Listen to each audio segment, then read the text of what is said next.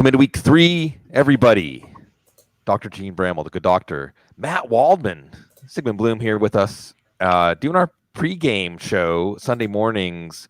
Fun times with y'all. But Gene, lots of things to discuss that isn't so fun for our fantasy leagues.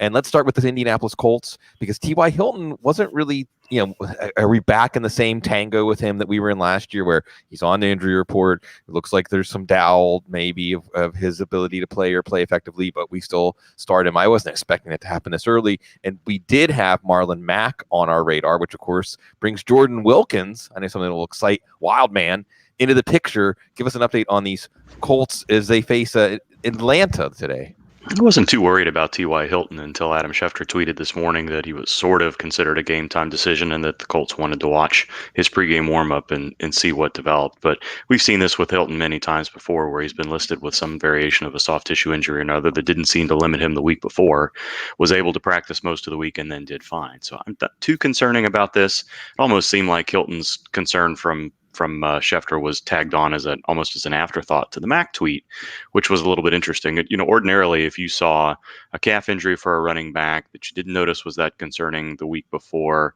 and he started missing practice, in fact, barely practiced at all until Friday, you would think that that would be a pretty limiting injury. But from the beginning, every Colts beat writer, and there are a ton of them in Indianapolis, do a really good job, have said, in various forms, he's going to play. I have a hunch he plays. I don't think this is big a deal. Stephen Holder was even sort of joking around about Marlon Mack carrying a walking boot through the locker room on Wednesday, and just didn't seem to be that big a deal at all. And then the Friday practice was pretty reassuring. Still, but all that stuff is in the background. And then Schefter's tweet this morning was that, they think he's likely to play, but they want to see how he looks in pregame warmup. So, I think you can go either direction in this. It's going to be tough to put a hard number on what we think his projection is going to be and how many touches he may get. I was pretty moved by the optimism that we heard most of the week all the way through Saturday. But I do think there's a chance that, there's always a chance of aggravation for sure, but there is a chance, given that he didn't practice this much, unless this was the plan from the very beginning, that we may see his touches limited today. So I don't know what your reading of the tea leaves is here. I'm a little bit nervous about things. I still think what we've seen from Mac over the first couple of weeks is within a reasonable range of expectation, but I don't know that we're going to get to 20 to 25 touches, but it certainly could still be 15 to 20, which is more than enough to consider him in the same way we have already this year. So, Matt, we'll leave T.Y. Hilton in. I mean, again, last year, even with Jacoby Brissett, we're probably going to leave him in. I guess if you're really stacked at wide receiver, like I could imagine having some trouble deciding like T.Y. Hilton versus Demarcus Robinson or something like that. We can talk a little more about Demarcus Robinson and some of those boom bust wide receivers, say in the 15 to 25 to 30 range.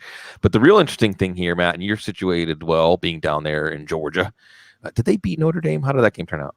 Yeah, they won. They pulled it out. So anyway, down there in Georgia, you got the Falcons. You're doing that Easter egg Matt Waldman content, our Falcons recaps every week. And we saw Dalvin Cook and company slice and dice Atlanta. Last week, the Philly running game didn't get on track, but yeah, there's questions about the Philly running game. So really the question here, Matt, is the potential reward with Marlon Mack, or, if we hear it before warmups, Mack tested it feels okay, but it's going to be a committee with Jordan Wilkins. The reward with Jordan Wilkins, what do you think about Indy's running game against Atlanta today? I mean, I think if you're desperate for a running back and you weren't able to get somebody who's going to be a high volume touch running back off the waiver wire, then I think Jordan Wilkins could be that guy for you because he has the best vision on the team. He's probably the most refined running back that they have. He's just not the fastest. He's the slowest running back that they have, which is usually something that seems to come together, is that if you're a slow running back in the NFL, then it means that you really read creases pretty well and understand the running game well enough to execute. But even so, when I say slow, the difference is that whereas Jordan Wilkins hit a crease last week and earned over 50 yards on a play and was tackled inside the 20, Marlon Mack would have scored. But the difference is that Marlon Mack would have never seen that crease and never hit it the way that Jordan Wilkins does.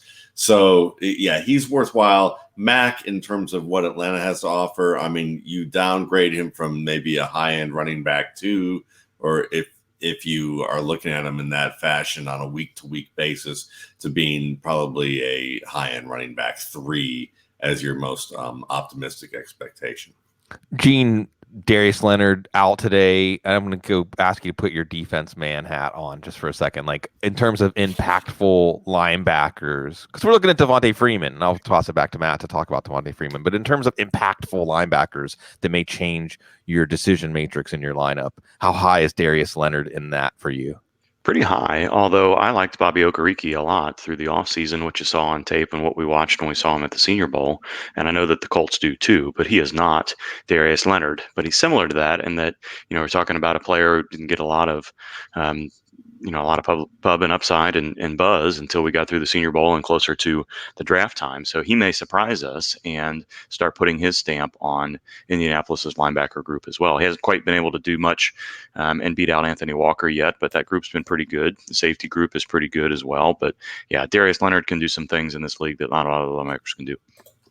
So Matt, if someone's on the fence, we can toss out names and we could drill down into more specific names that became more interesting today. Darwin Thompson and Rex Burkhead. We can try to get specific. Guys like Frank Gore and Peyton Barber. If you have Devontae Freeman and you're looking at Devontae Freeman and your other choice and you're thinking, am I going to give Devontae Freeman one more chance? Do you advise people to do that today?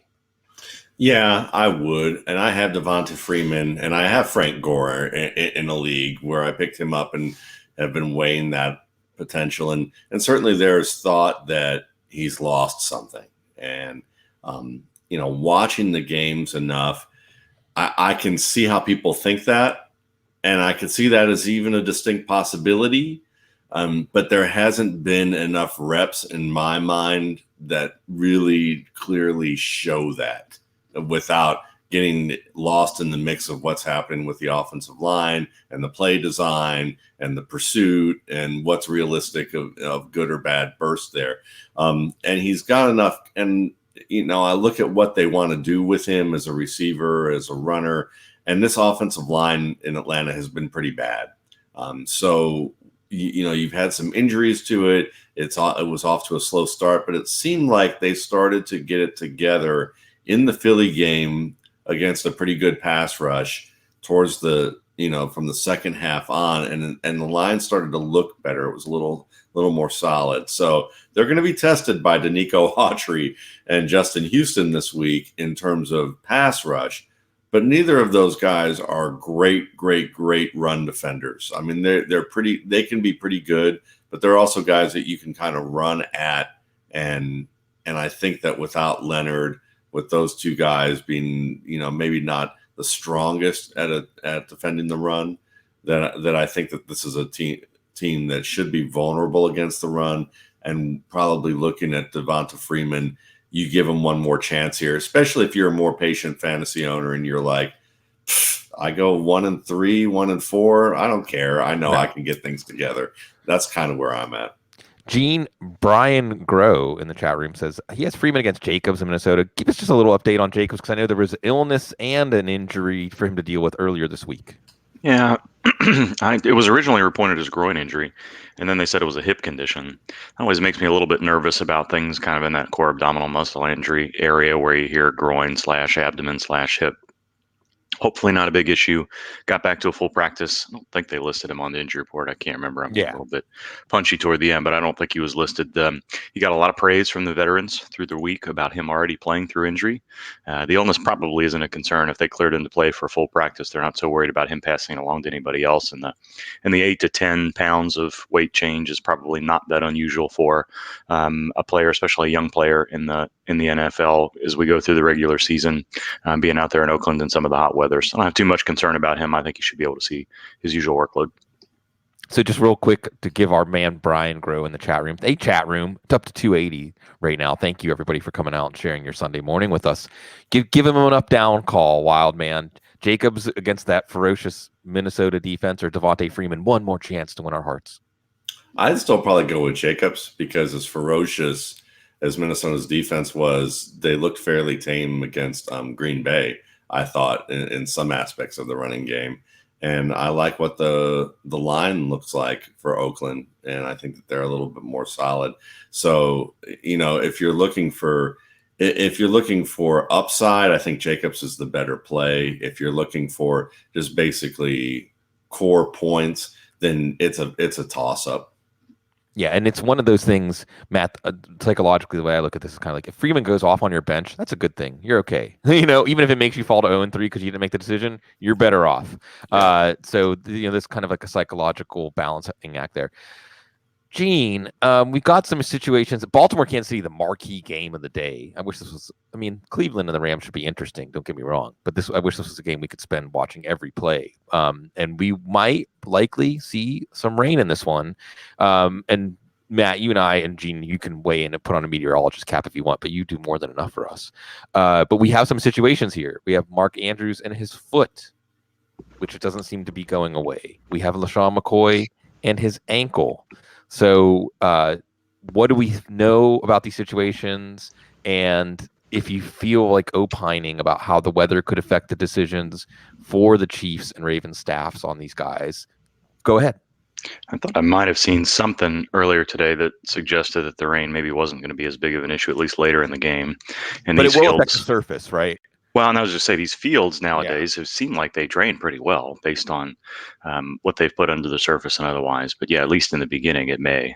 I don't think it's going to be quite the slosher and the mutter that we've seen in past years in some of these games where the field just doesn't drain at all and it ponds up. But I may be wrong about that, especially in Kansas City, the older Arrowhead field there, if they haven't replaced it.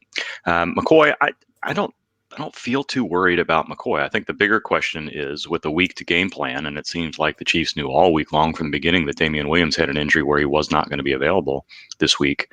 Does that allow them enough time to game plan so that they don't have to increase LaShawn McCoy's workload because Williams isn't there? I think I saw he played maybe 25 to 40 snaps McCoy had in the last couple of games, maybe saw a little bit more duty after Williams left, but that injury was late in the game.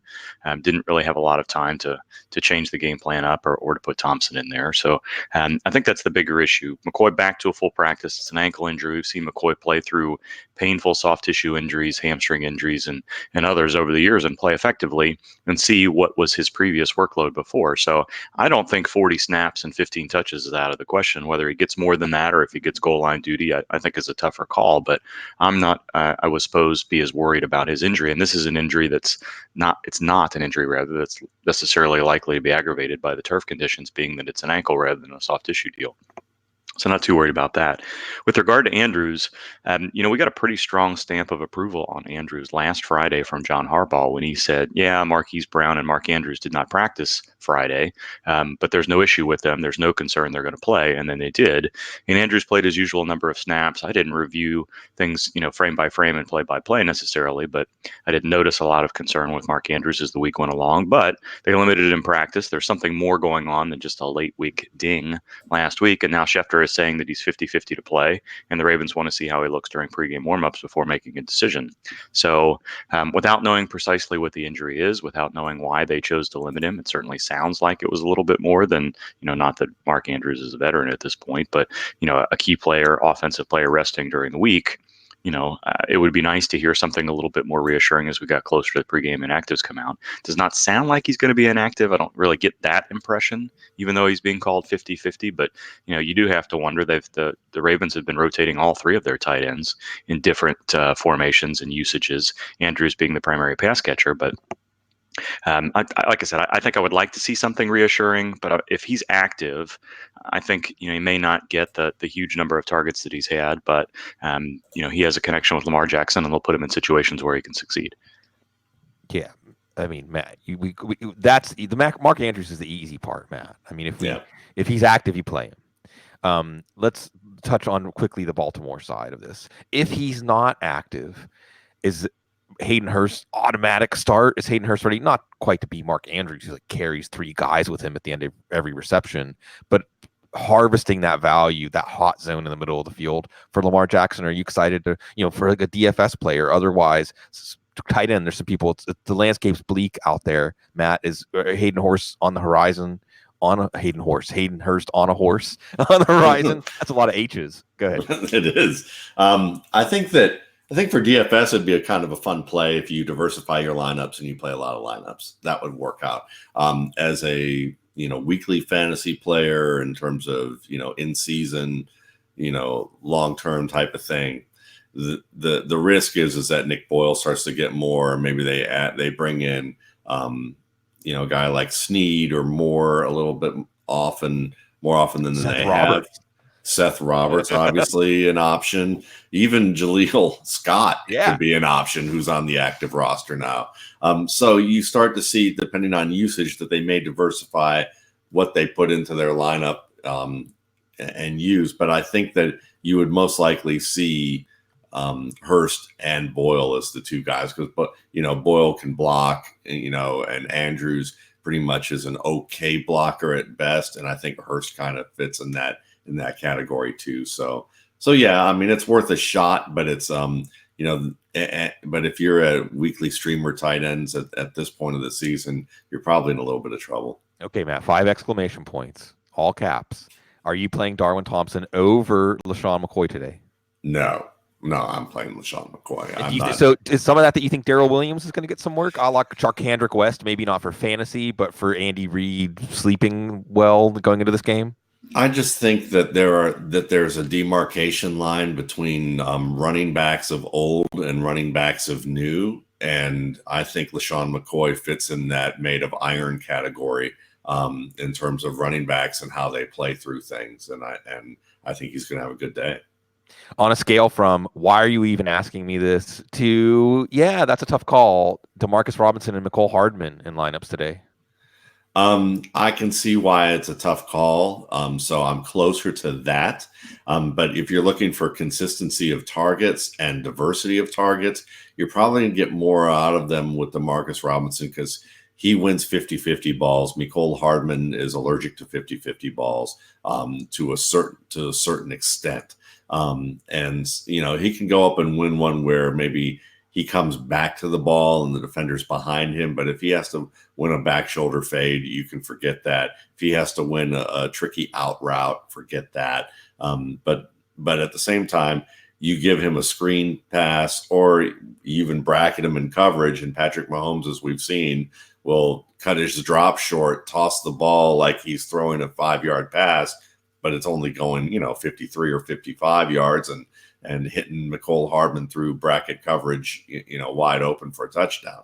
So you get the high end upside with Hardman, but with Robinson, you're getting the safer points. Okay, Matt. Let's play a little game. Okay. Okay. First of all, Robinson over Hardman if you have both. Yes. Okay, and is it like Robinson and Hardman, or is there a gap? No, I'd say it's pretty close. Okay, so let's say Robinson and Hardman, for the purposes of this exercise, are roughly the same. Yeah. And you can just give quick up down calls, and feel free to add some comments if you want. Sure. Okay. So your Kansas City receiver that's not named Sammy Watkins or John Ross. I think that looking at that, Buffalo. John Ross, Buffalo. Oh, definitely the Kansas City receiver. Brandon Cooks against the Denzel Wardless Browns tonight. Brandon Cooks. Stephon Not Diggs. just Denzel Ward. Well, who else? Demarius Randall. Probably not going to be there. Greedy Williams is a question mark. Wow, that's true. I've just, my brain dropped there. Let me go back to my database. There's another safety out there who's their other safety. Morgan Burnett's not going to play. I know he's not really a coverage player, but all of those guys are question marks at best. Probably not going to see Ward and Randall are almost certainly out. Williams is questionable, got a chance to play. And then Burnett, you know how Burnett does not play through his usual soft tissue thing. So all questionable at best. So this might as well be a Steelers game at this point. Exactly. Okay. Well, hey, on that note, really quick, what about your Kansas City receiver against, say, Marquise Goodwin or Deebo Samuel against the Steelers? I trust the quarterback, and I think that the thing about Pittsburgh is that they will aggressively blitz, and Jimmy Garoppolo still cuts short his throws in a lot of ways that are concerning to me. But if you didn't have one of those Kansas City receivers, I'd probably say it's a pretty easy choice to go with Deebo Samuel or Marquise Goodwin, but they're about even. That's pretty close. A Kansas City receiver or Stephon Diggs against Oakland. Kirk Cousins may throw the ball 15 times today, Matt. And Stephon Diggs seems to be the guy that is most up and down with Kirk Cousins, so you still go with Kansas City receiver. Yeah, and we may come back to this as like yardsticks, Gene, sort out the best you can the situation in Philadelphia? Because there's optimism. No, he's not going to play. He's traveling. There's no way he's going to play. He might be back by week 5. He might play this week. We're all over the place at this moment. What do we know? At this moment, I think it's very unlikely that Alshon Jeffrey plays.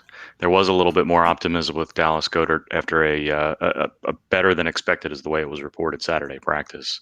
I don't put very much stock in pregame video or people standing on the sidelines and watching pregame warmups, but Dallas Goedert apparently not moving very fluidly, according to Martin Frank. But again, you don't have any idea how close they are, whether or not they feel like they need to go fully game speed to make a decision, what's being discussed, what the level of the concern was going in. So I'm much more moved by a follow-up report by Schefter, Rappaport, Glazer, any of these better national beat writers that get some news leading up to game time rather than the reports of the things themselves, unless there's just something obvious. So I'm not expecting any of these guys to play, really. They've got a road game in Green Bay. Not that Green Bay is important, but it's a road game on Thursday night, and the chances of them getting beat up a little bit again and not having as much time to recover to play next week. So, do you want a player that's probably much less than 100%, not able to do what they would normally do, not playing their normal number of snaps today, and not having enough time to recover, and potentially having 2 weeks where they're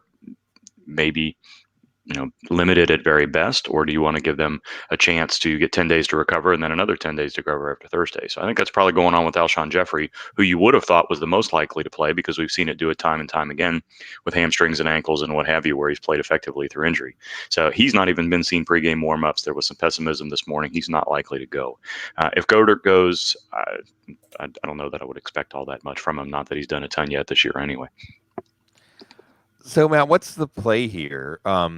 Is Nelson Aguilar or J.J. Arcega-Whiteside or Mac Hollins, are these good plays? It's Detroit. I will say this.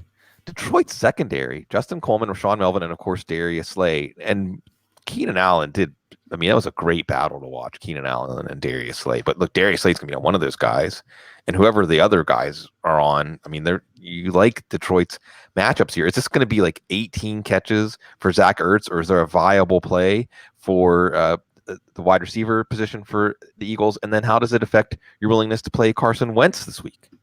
Yeah, I think it slows my role for Carson Wentz. And at the same time, you also understand that I think that it's kind of a little bit in between in terms of those questions that you ask, because I think that the way that Philadelphia likes to run its offense, you'll see some quick hitting passes to these guys, and they're certainly going to be able to take some deep shots. Arcega-Whiteside to me has a little bit more upside, and I think he's played pretty well, but I don't think you're going to risk that when there are so many other choices that are available that are pretty good. So you'd have to be pretty desperate, I think, to take Arcega-Whiteside as an option this week, especially with his first start. So I think you are probably looking more at, this is going to be the tight end show with a hope and a prayer, a number of hopes and prayers for Nelson Aguilar, who will get his opportunities, but it's whether he holds on to him. Again, that's kind of always been the issue with him. He's gotten a little bit better at times with the catching, but is he going to come off of last week after the drop and the rebound? Is that going to be in his memory? That's going to be interesting, especially with what I think is a fairly physical, secondary. So I'm a little lower on the Philadelphia Eagles this week because of their receiving core. And then does that include not really dabbling in Miles Sanders? Or is Miles Sanders kind of not the no-fly zone, Matt, but on the runway waiting for some sort of signal for takeoff? He's a TSA right now, and no they're basically teaching him how he's supposed to pack, and that's something that often happens with rookies. Is learn how to pack, and then we'll see if we can get you through. Okay, on the Detroit side, It's so wild, man. I was watching the Chargers Lions game and just thinking, man, if there was just, and there was even some plays, there were like 2 or 3 plays in that game that were almost massive plays, right? I mean, there was an underthrown deep ball to Marvin Jones. There was one that Kerryon Johnson kind of dropped and was kind of broken up. They're with the weapons they have, and not very much will to use TJ Hawkinson as a weapon. I think I saw the deepest tight end target went to Jesse James at Hawkinson, but Marvin Jones looks good. He looks healthy. He looks fluid and wonderful as ever. Kenny Golladay continues to grow into his paws as that number one in Hawkinson. And then Matthew Stafford, who looks pretty good in this compared to when he was hurt last year. So what's your angle on Detroit against a Philadelphia secondary that is pretty beleaguered right now? Play him. I'm starting Jones over T.Y. Hilton this week, unless they just say he looks great in practice, So I feel pretty good about Marvin Jones in that respect. And I certainly think that when, with Hawkinson, we'll see how that goes. You have to expect ups and downs with a rookie. I mean, in terms of how the team's using him, in terms of what happens from one week to the next. And then hopefully by the second half of the season, whether or not you can roll with him, pretty much on the weekly basis if you're not doing so already. So I certainly think that this is going to be a big game, and Matthew Stafford's been a guy that I've been touting pretty much all summer. This is a guy you can basically get for free and get at a very nice value, and just kind of wait until the very end of your draft, unless you're in a room full of sharks who in 2 quarterback leagues where they snap up the guy and by the 6th round, or some crazy stuff like a football guys league where that seems to happen. Gene, I'm not going to ask you about Calvin Johnson's admission that he used cannabis for pain killing after each game. But I will ask you, because I know that, as we've said, you're a human being who does so much more than serve the fantasy football community, that you've got other obligations, and Jimmy Graham is going to play, but whatever. I mean, if you have to play him, you have to play him. So the Bobby Tonyan, but I still think he's going to get more snaps this week. I'm still excited about Bobby Tonyan, but is there anything else that you want to leave us with? Anything that you feel like, as we go to waiting for inactives, waiting for these reports from practices, that you're monitoring for the good people out there? No, I think we hit the big ones. I'm really interested in seeing if there's any additional late reports on Mac and Andrews in particular. I think those are the 2 big question marks. I'm really not worried about too many of these other folks. I thought going into yesterday when I started to write my weekend article that it was going to be a week where, it was fairly straightforward. We had a number of players that didn't do as much in practice as we thought, but we seemed to have a pretty good handle on where we were going into the week. And then overnight, it seemed like there was a few more game time decisions than we expected. So I tend to not change my priors moving in to the week unless there's something a little bit more detailed or something differently worded from Schefter and others overnight. And the Mark Andrews one has my attention a little bit more than the others. But I think everybody, I'm not really changing what I thought about McCoy and Mack and Jacobs and Keenan Allen and others going in. So hopefully there won't be any big surprises, and it'll be great if we don't have to be as tomorrow as we were last week with Breeze and Roethlisberger and what have you. Yeah, no more quarterbacks going down, no more things shaking things up. But if it does happen, Dr. Gene's going to be basically doing the impossible and giving us answers to these questions that are very difficult to know. So thank you, Doc, and go off and fight crime and whatever else is you do when you're not hanging out with us. I'm hoping I'm not having to fight any crime today. Just getting a little bit earlier start on what the rest of the family has to do today than otherwise. So I'm bowing out at 10:30, but we'll be back next week. The squirrel in the pocket, Gene. That's the slight. Like the no pockets signal in this shirt, but yes. Oh, no. Thank you. These are not the emergencies. Is it jacket weather? Because I can see you having to pull in a raccoon or something. Woodland creatures. Dr. Gene is your friend. Indeed. Yes. See ya. Thank you, Doc. Okay, wild man. Let's try to do right by the people, and it's only 2 weeks in, and we're going on limited information and so on, but we're going to do the best that we can and talk through some of these different things because we have to make calls, or at least we can simulate that if we don't have to make those calls, what we would do. Let's start with the New England Jets game. And the Jets side, you're going to play Le'Veon Bell because he's going to get 10 receptions for 50 yards and 16 carries for 50 yards, and that's a good day in a PPR league. Leonard Fournette saying that's a pretty good day in a PPR league. Right. The New England side's what's more interesting here. There's the whole Antonio Brown question. That's a Thursday night thing. Right. But it does change the pecking order of targets. James Devlin is out. which on one hand is good because he's a goal line vulture, but on the other hand, the running game isn't going to get on track against the Jets and Greg Williams' defense. And then you have James White. It's so interesting how time is a flat circle. Something like all weekend, last weekend, there was all these rumors that James White wasn't going to play because of the birth of his child, and he played. And then everyone's not even thinking about it this morning. We wake up and he's not going to play. So Sony Michel's basically a must start. I mean, you got to play Sony Michel with no James Devlin, even if the running game is getting bogged down. I mean, but we have Rex Burkhead, and we'll get to see some Damian Harris. I hope it means Damian Harris is up for this one. We get to see him a little bit.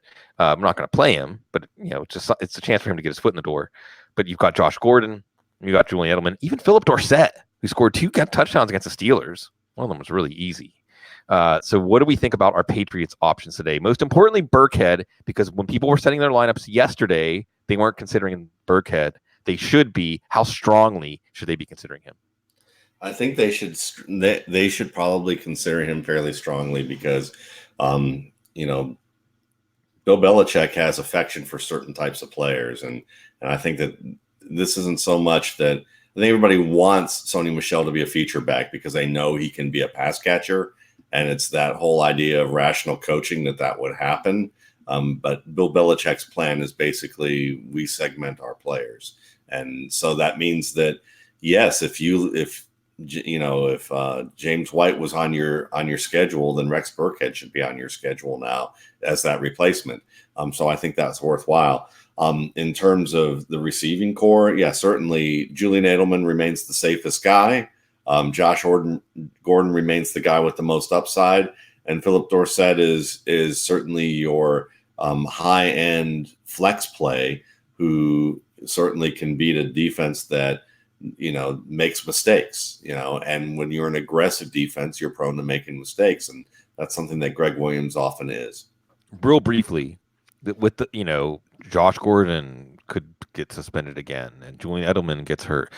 Do you think if Jacoby Myers, for the deeper leagues, people looking to make preemptive pickups this morning, is Jacoby Myers someone in a really deep league to stash away now that Antonio Brown has opened up the possibility of opportunity there?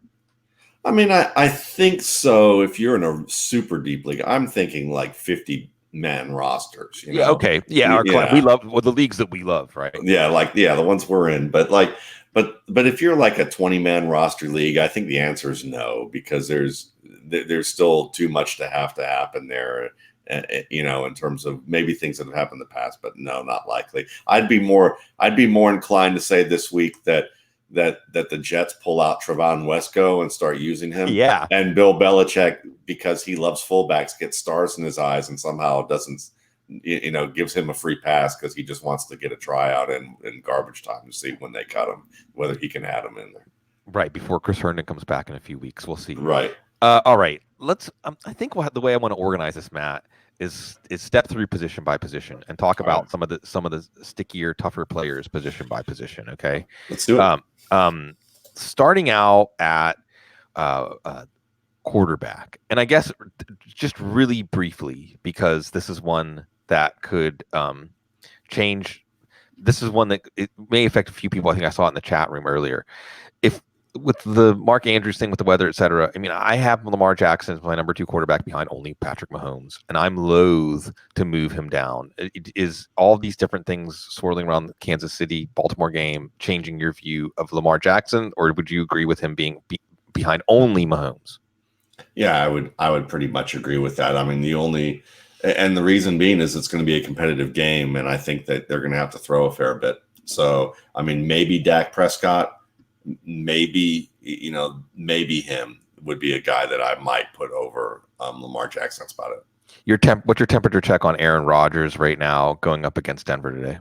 I think Denver. It seems according to Cecil, it sounds like Denver's pretty much given up in terms of their defense. At least that's my conclusion from that. So I think Rodgers and this team's going to start to get into a pretty good groove, and with that Denver defense the way it is, I mean, he's another one you could probably consider over Jackson if you're really conservative. We've seen Deshaun Watson look magnificent against New Orleans and really look frustrated and ineffective against Jacksonville. I think it was to face the Chargers. I'm not quite sure how to locate that matchup on that matrix, Matt. Yeah. What do we do? So let me give you an example. So I actually have Deshaun Watson as my number 11 quarterback right now because I'm just worried about Melvin Ingram, Joey Bosa against. I mean, Larry Tunsil's a little banged up, but I mean, I'm worried. But I also still think Fuller's going to be okay as a side thing. He's still getting the deep targets. Is last week the blip for Watson, or is week 1 the blip? And let me tell you some guys I have ahead of Watson, and you can feel free to comment on these guys. I have Matt Ryan ahead of him. I have Jimmy Garoppolo because that's like my Steelers negativity, right? Kyler Murray, who I think is showing strides. I even have who we talked about, Matthew Stafford, because of his matchup. These are the 4 quarterbacks I have directly ahead of Watson. Am I not giving Watson credit he deserves? No, I mean, I think that you have Watson at number 11, so that tells me that you still see him as a viable starter in most leagues, just on the lower end. I would probably put Watson over Murray just because I'm still skeptical about Murray in the red zone and this team in the red zone, and he's still also prone to mistakes that I just think are rookie type of mistakes. So I'd probably have Watson and Stafford above Murray, but we're talking about a very small adjustment there. For folks that are on the fence about Jameis Winston, is it, hey, first 2 weeks are the first 2 weeks, but this is a Giants defense, come on? Or is it, no, this is going to be a boring conservative offense, and this is my take. I mean, I have him as my number 14 quarterback, so I'm not saying stay away from him. But Byron Leftwich is going to keep things safe for him, keep the training wheels on, almost like he's a rookie quarterback, and I don't necessarily think that's going to change against the Giants. What's your prescription on Jameis Winston? You're probably going to find a lot of guys that are more valuable than Jameis Winston in your out of your quarterbacks. But I would probably consider Jameis Winston over a guy like Carson Wentz, and say that he's worthwhile from that respect. But he's kind of in the same category as Baker Mayfield right now for me, which is I know they're both decent talents at quarterback, and I know that one of them at least has upside to be much better than they have been thus far. But if you look at it from this perspective, I mean, Jameis Winston still doesn't. You just watch him play, and I'll just put it this way: that if the footwork is kind of the gateway into the soul of how a quarterback does his work, Jameis Winston is never in sync with his body, and it's just like he's too erratic for me, for a lot of plays. But against the Giants, and the way that with Daniel Jones being the starter and it's being his first opportunity, I think if you had him and you picked him early and you really don't have other guys that are playing in a more compelling matchup, you're fine with him right now this week. But if you have more compelling matchups based on the first 2 to 3 weeks, of the season, then go with those guys. Matt, I watched a lot of TV when I was a kid. I know you did too. I can't help but think. Well, I don't know how much I shouldn't say that, but I know when I drop older TV references that they're never lost on you, and hopefully not lost on a lot of the. Maybe we have an audience a little older too. But folks, it's all about the prices, right? And there was the Alpine. I forget the name of it. It was like the Alpine Climber, right? Oh, yes. So I want to, because you mentioned Daniel Jones, and so on the Alpine Climber game, like you'd guess the price, and then if you were wrong, like he would climb and climb and climb until sometimes he would go over the cliff. And that's kind of what I'm thinking about with these new offenses with new quarterbacks, where like, okay, we know that the offense is going to slide some. I mean, you could say like, no, actually, this might actually be okay and not change at all. But we have like moderate erosion of efficiency in stats, and then we have like over the cliff. You lost, bro. Dun, dun, dun, dun, so let's start with Daniel Jones. Let's start with Daniel Jones and the Giants offense. We can make it against Tampa Bay today, but also that longer view.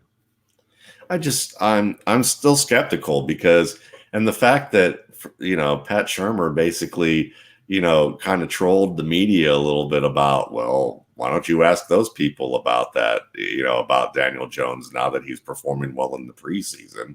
Well, I mean, again, we heard all this. We hear coaches talk about all these wonderful things about, about their players, and they talked wonderful about Miles Sanders pretty much all summer. Meanwhile, the tape basically showed that they were just puffing it up as a way of saying that he looks great, but they were aware of the fact that he couldn't make good decisions, at this point. So So, and I think today Daniel Jones might get a rude welcoming by that Todd Bowles. Shaq Barrett, baby. Yeah. I added him recently Nice. because yeah. So real quick on the best way I can frame these while we're on this Giants Tampa Bay game, and the Giants fans will remember that a road game at Tampa Bay kicked off that great 2007 playoff campaign. That is, one of the 2 times they took down the Death Star. Real quick though, and the way I can frame this, Matt, is you're probably going to be higher than other analysts on this player this week or lower. Okay. All right. Where you can say probably about, average. And because there's a lot of questions in Tampa Bay's offense. Mike Evans. Higher. O.J. Howard. Lower. And I love it that we're still talking about him, Peyton Barber. Probably now people are catching up, but I'll still say I'm a little higher. Yeah, like he's in line for that same as he had last week, like 20 carries, 70, 80 yards, and a touchdown. I mean, this is a Peyton Barber game script kind of day. Okay, Saints offense with Bridgewater and Hill. I'm lower on them at this point, just because I think that there are a lot of subtle things that Drew Brees does that are missed out, and some of those subtle things he'll not only change the play, which is harder to do when you're a player who's new with everybody and you're still getting acclimated to the offense, but then he'll make another little mini adjustment with one player, and say everyone's doing this, and this is what's your role in it. But you're going to do this. You're going to make this one little thing. So we're going to trick that safety. And now you're going to be wide open in the flat. Whereas if we ran the play normally with you, you'd be blocking right now. Teddy Bridgewater's not going to do that in the way that Breeze does that at least once or twice a game that results in the big plays. So here's one that might be overlooked. We're still on that, how the offense is going to look. Maybe it's just for this week, Matt. Kyle Allen against Kyler Murray in Arizona. This one, there may be reason to think, at least based on the comparison to last week, that Carolina-Tampa game, that you might like your results from your Carolina options better, except for maybe Greg Olsen. I think that there's a possibility this could work out well. And the reason being is that the way this offense operates is that they want precision passing over the middle that's going to be, from an anticipatory thrower, which is something that an air raid guy is going to be. And that's what Kyle Allen is. So I think it's worthwhile, and I'll just add that if you're a Will Grier guy and you're worried about the fact that they didn't choose him over Allen, just remember that they're hoping this is going to be like a 1-2 game stretch, and they don't want to put a rookie in during the fact that they are in a divisional game or in a division where they still have a shot very much to take advantage, especially with the Saints being hurt and the Falcons getting off to a somewhat slow start on offense. So I think that they feel like that if they put their hands on a rookie, that's too much pressure right away, especially for 1 to 2 games. But if I think that this team's out of the playoffs early for some reason and Cam's still hurt, you're going to see Will Grier. Come on, Mason Rudolph. Steelers offense. Could this actually be better? Could this actually be a better offense? Yes. and it's not so much a diss on Roethlisberger, though I guess maybe in a way it is at the same time, which is that for one, the thing that you don't blame Roethlisberger for is that, as Jay Moyer brought up this summer over the RSP, is that James Washington doesn't run correct route depths on a consistent basis. So as a result of that, he's been tough to put him into a lineup with a quarterback that's going to expect him to do what he's supposed to do. But when you've played, 3 years with with Mason Rudolph, and he was your number one receiver, then you probably have that kind of that game where you can go, yep, you can probably say one word and they have the rapport down to be able to understand what that route adjustment means, So I think that you're going to see better play out of that. I also think that Rudolph is a little bit more mobile than Ben Roethlisberger at this point, even though maybe not as savvy, but he's a little bit more mobile, I think, in ways that will be a positive. And, you may also see little things that Roethlisberger has done over the years that started off as good ideas, but may have become a little bit more dysfunctional as he's aged, as a lot of people have alluded to. So I don't think it's going to be that much better, but what I do say is it won't be a lot worse. I'm kind of excited. I mean, I'm kind of excited because they can run an offense, actually run plays, and we'll see. We'll see. I mean, it's going to be an exciting. The dictatorship might be over. Exactly. Yeah. It's emphasis on the first syllable. So, really quickly, if folks could pick up James Washington or Deontay Johnson, who said he's the starter now, if you could pick up one Steelers receiver to stash at the end of your bench. I'm still going with Washington, even though I feel like that's going to bite me. But the reason being is that as inconsistent as Washington is running routes, he's not as inconsistent as catching passes. And I think that Deontay Johnson is one of those guys that the Steelers see the talent, and they were right to see that talent. But he's all over the place. And I just think he's going to continue to be all over the place this year. Okay. Turning the page to running back. We've got about 10 minutes left. All right.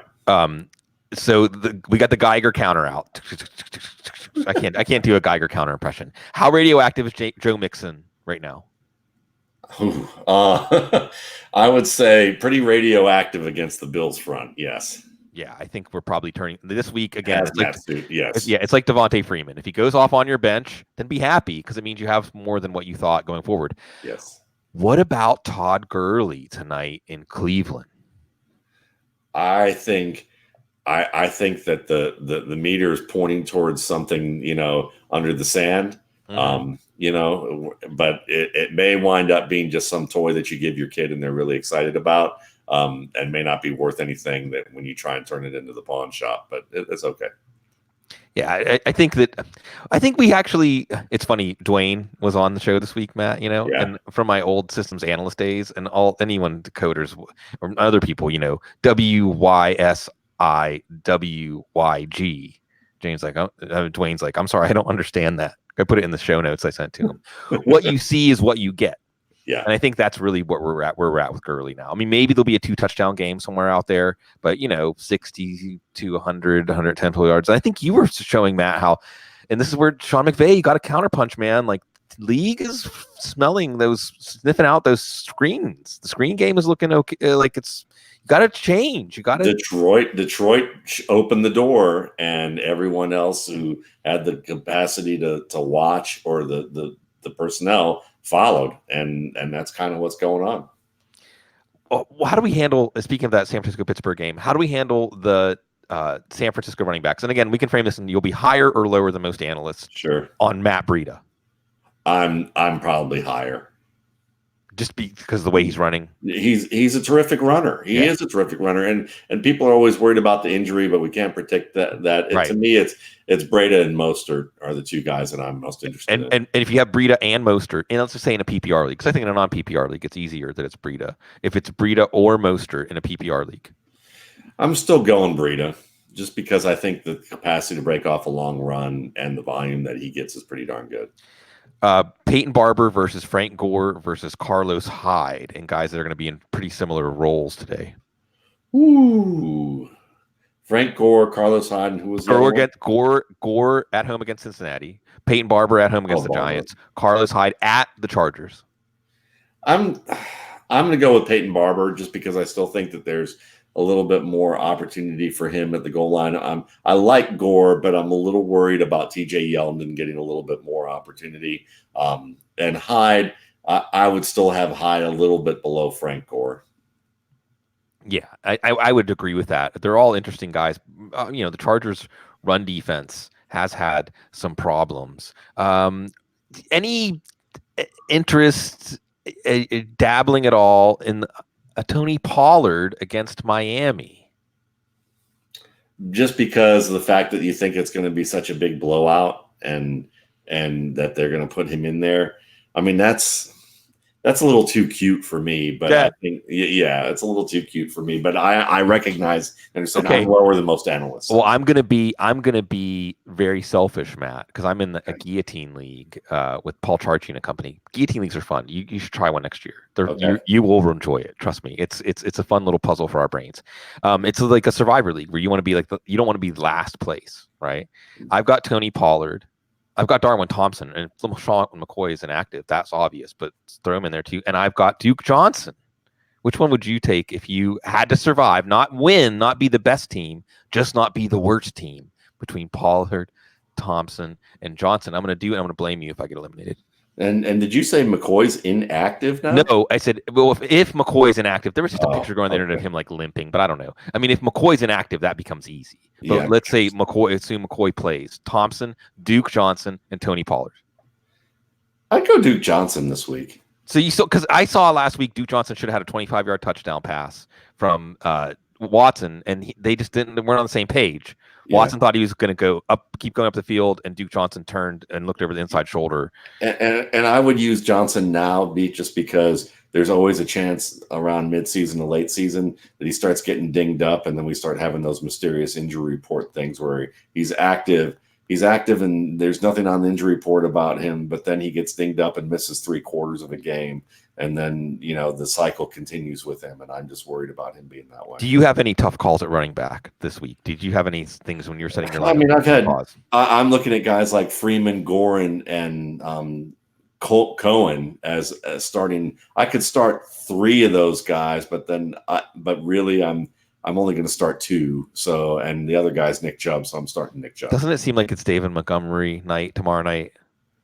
I think it's a possibility. I mean, I'm saying like 22 carries for 80 yards and maybe 2 touchdowns, but still, I think it's breaking a tackle on half of those runs. I think it's a definite possibility. With him, he's getting the volume, and some of the problems that he has are things that he can fix.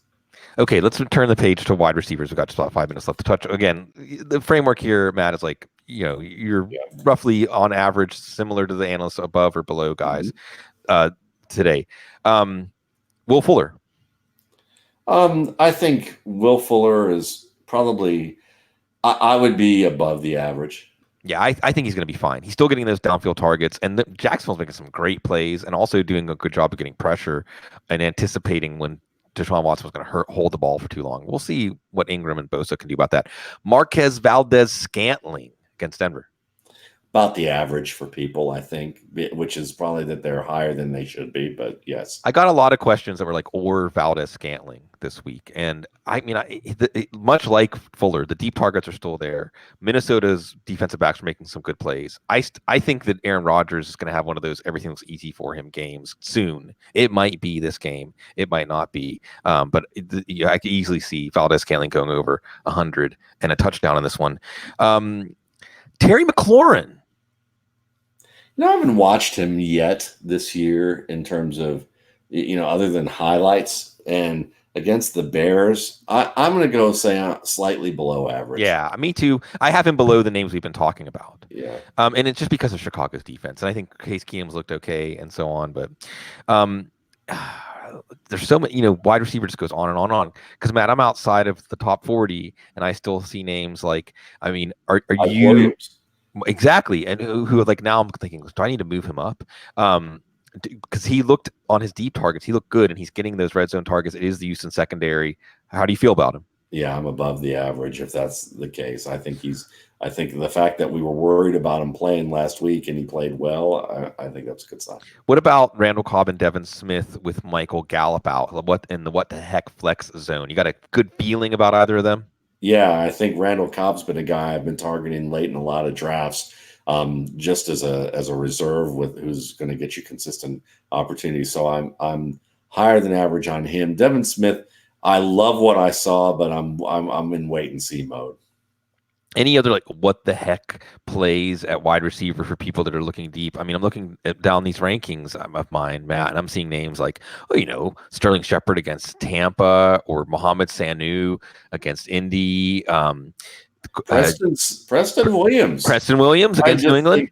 I just think that this is, Preston Williams. Isn't he playing Dallas? Dallas. I'm sorry. I'm thinking of the Jets. I'm sorry. Okay, playing Dallas. Yeah, Preston Williams. I mean, you got to understand this is going to be Josh Rosen. Time. Yeah, you got Josh Rosen in garbage time, and I think that Williams is going to get some opportunities. Okay. A couple minutes before we sign off. Thank you, everybody out there.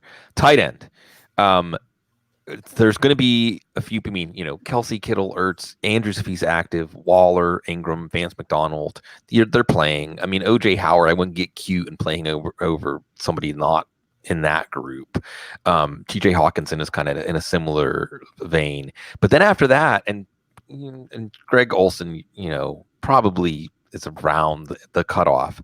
And then, Matt, we're in the zone of Trey Burton and Will Dissly and Eric Ebron and Austin Hooper and Jason Witten and Jimmy Graham and Tyler Eifert and Jared Cook and Gerald Everett and so on.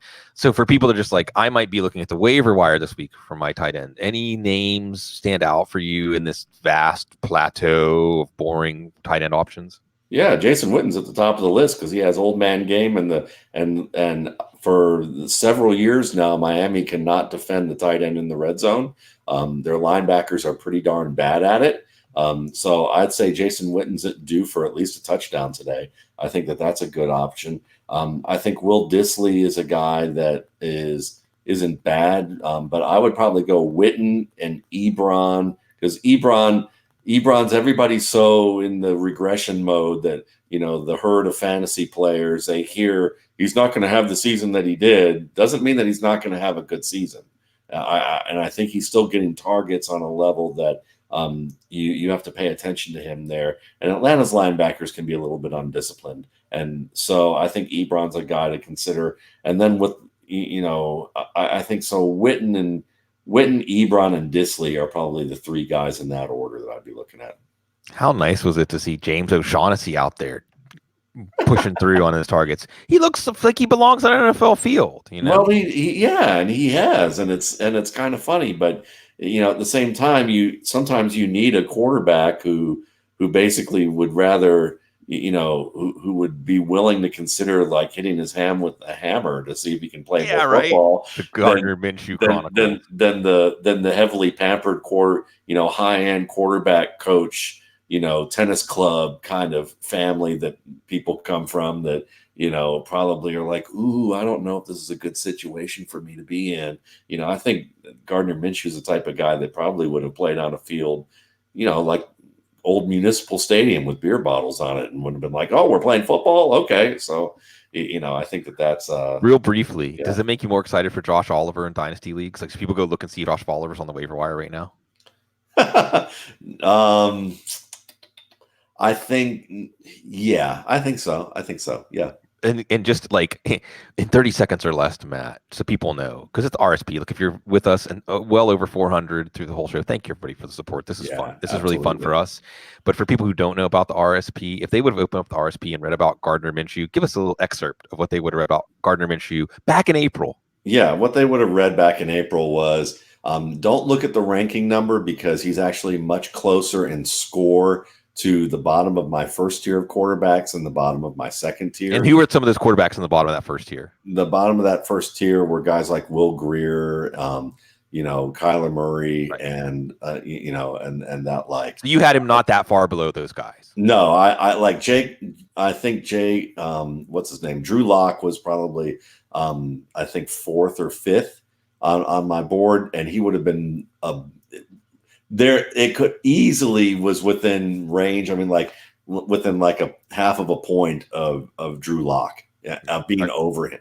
If one thing scored differently, he would have been over him. And the thing, go ahead. So the thing about him is that I basically had listed that in terms of decision making and conceptual skill of reading coverage and manipulating coverage, he might be the best quarterback in this rookie class. And if it weren't for just fumbling the ball as much as he did, that's really it. If his ball security were better, he might have been my number 3, number 4 quarterback in this class. And he was someone that I looked at as a second contract starter and very capable of being an NFL starter, especially on a team that didn't overemphasize the physical attributes of arm strength.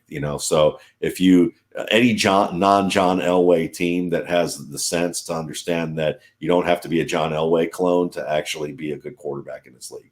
Yeah. So long story short, were you surprised? Have you been surprised at what we've seen from Minshew?